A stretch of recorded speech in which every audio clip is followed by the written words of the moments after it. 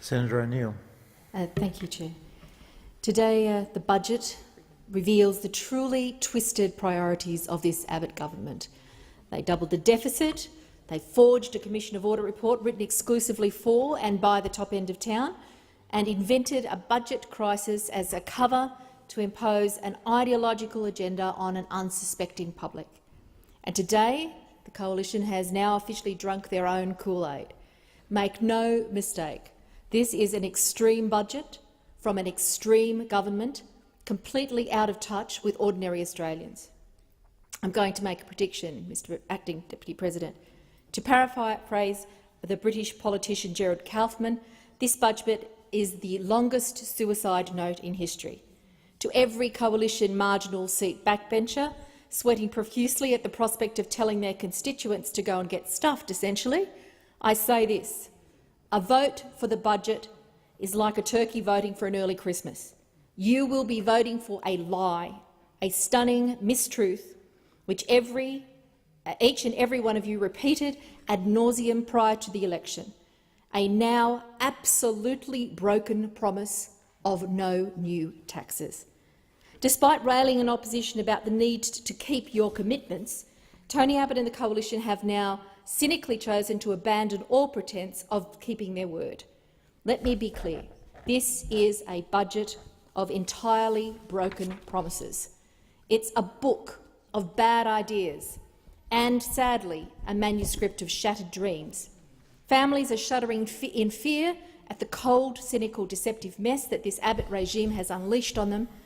The school kids bonus has been slashed, Gonski school funding abandoned, the family tax benefit cut. And for what? So that millionaires can get paid $50,000 in taxpayers' cash to have children. What a joke. Pensioners and workers are shaking with anger at the sheer hypocrisy this government expects the Australian people to swallow. Tradies will be forced up to keep on the tools until 70. Commuters on the Central Coast and in regions around Australia looking at getting on a train and working until they're 70, commuting till you're 70. My heart goes out to these workers everywhere at this cruel and callous prospect. It's a heartless policy, written in the comfort of an office, on cushioned chairs, surrounded by air conditioning, and at the end of it all, celebrated with a Cuban cigar or two. Put this to a vote on a worksite and you'd be kicked off instantly.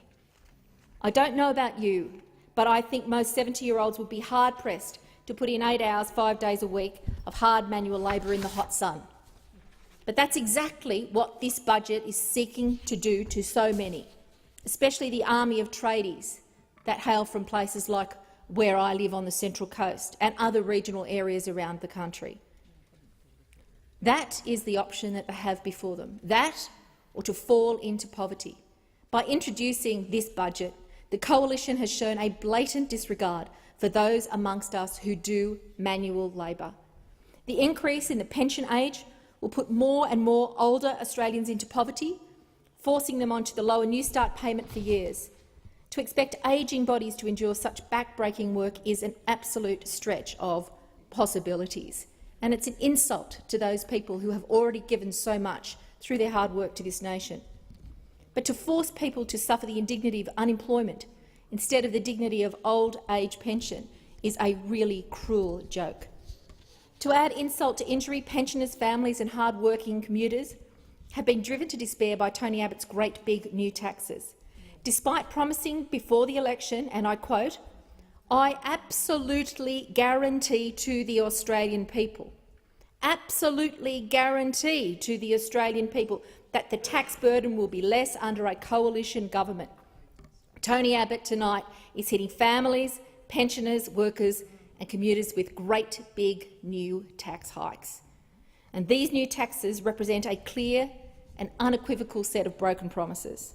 The GP tax, the deceit tax and the petrol tax, 3 pillars of the Coalition's deception of Australian voters.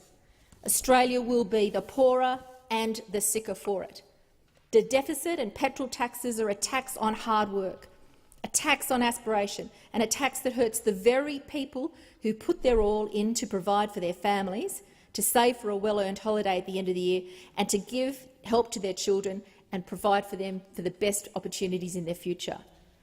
The GP tax is a particularly cruel blow to Australians who, prior to the election, were promised over and over and over that a vote for the Liberal Party would mean no cuts to education, no cuts to health and no cuts to pensions.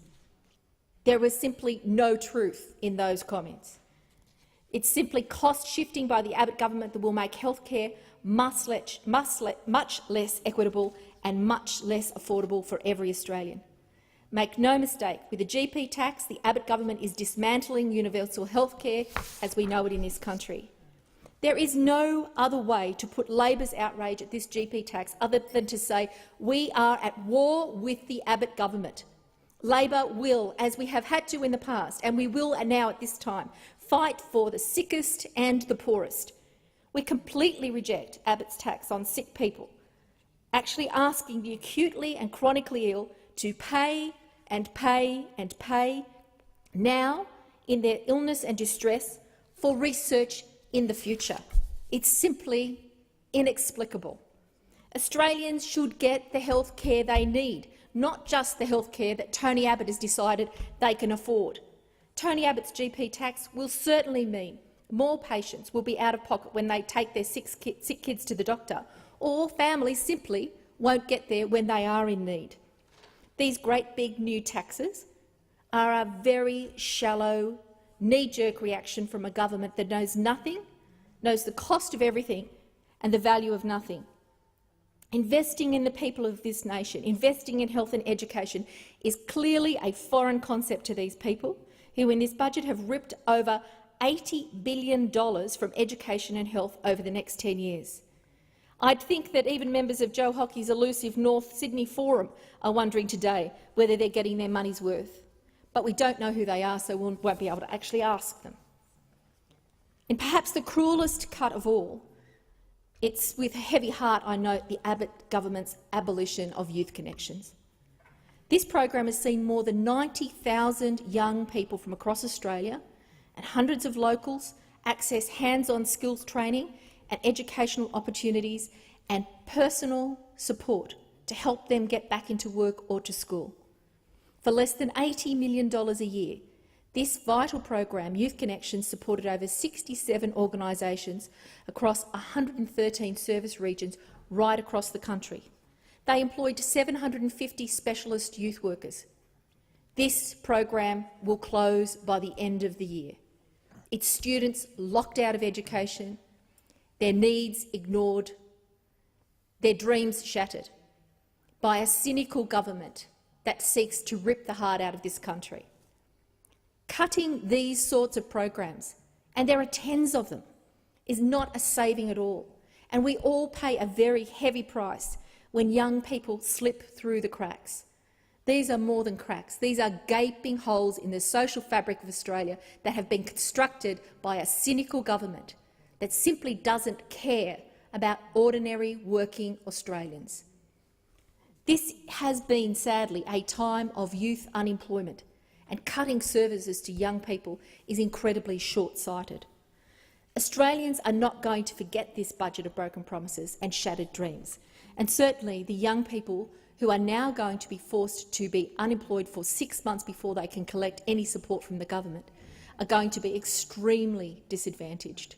Talk about taking hope away from a generation. You couldn't have configured a better model. Labor will fight for ordinary Australians. Labor will fight this callous budget. Labor will fight these sickly tax hikes at every turn. And we will fight for those people who sadly were deluded into believing the promises of a Prime Minister who said over and over and over again that there would be no cuts to education. He's cut. He said there would be no cuts to health. He's cut. No change to pensions. Well, they are changed forever with the mantle of this government and its budget that it's put before the Australian people tonight. It's a disgrace, and it's impacting on Australians in the most shameful way. Labor will be fighting this budget tooth and nail.